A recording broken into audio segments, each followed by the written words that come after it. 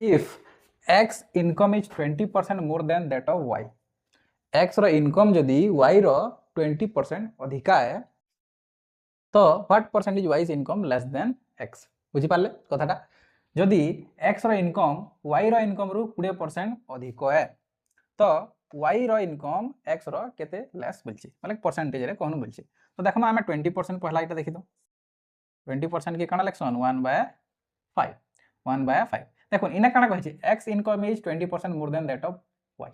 x income होचे केते 20% more than car नु y रु जदी इता के हमें y मानता इता के जदी हमें y मानता 5 रो 20% केते 1 एतकी अधिक जेंटा कार परसेंटेज बेटा x रहि जिबा x रो केते हि जिबा इटा हि जिबा